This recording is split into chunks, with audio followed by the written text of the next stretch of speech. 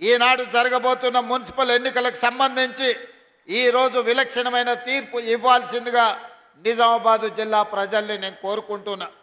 మీకు అందరికీ తెలుసు 2014 తర్వాత 2 సార్లు శాసనసభ ఎన్నికల్లో టీఆర్ఎస్ పార్టీ కేసీఆర్ గారు ముఖ్యమంత్రిగా బాధ్యతలు చేపట్టిండ్రు. అదేవిధంగా జాతీయ స్థాయిలో జరిగిన పార్లమెంట్ ఎన్నికల్లో 3 సార్లు నరేంద్ర మోడీ గారు ప్రధానమంత్రిగా బాధ్యతలు చేపట్టిండ్రు. 12 సంవత్సరాలు నరేంద్ర మోడీ ప్రధానమంత్రిగా 10 సంవత్సరాలు కల్వకుంట్ల చంద్రశేఖరరావు గారు ముఖ్యమంత్రిగా బాధ్యతలు చేపట్టి నిజామాబాద్ మున్సిపల్ కార్పొరేషన్లో కూడా 2 సార్లు టీఆర్ఎస్ పార్టీని ఇక్కడ గెలవడం జరిగింది.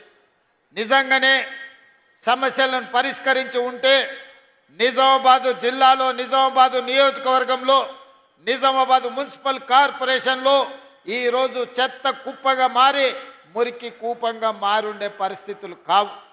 ఈ 12 ఏళ్లలో బీజేపీ, ఈ 10 సంవత్సరాలలో టీఆర్ఎస్ ఏ ఒక్క సమస్యను పరిష్కరించకపోగా ఇక్కడ ఉన్న సమస్యలు మరింత జటిలమైనవి. అందుకే ఈనాడు నిజామాబాద్ జిల్లా ప్రజలకు నేను గుర్తు చేయదలుచుకున్నా. నిజామాబాద్ జిల్లా అంటే వ్యవసాయానికి మారు పేరు. అంకాపూర్ చికెన్ దేశంలోనికే ఒక ప్రఖ్యాతి గాంచింది.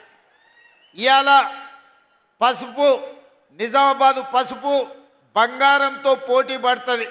ఆయల్లో ఒక క్వింటాల్ నిజామాబాద్ పసుపు అమ్మితే తులం బంగారం కొనుక్కునే పరిస్థితి ఉండే, క్వింటాల్ పసుపు మార్కెట్లో అమ్మి తులం బంగారం కొనుక్కొని ఇంటికి వచ్చేదని పెద్దలు చెప్పేటోళ్ళు.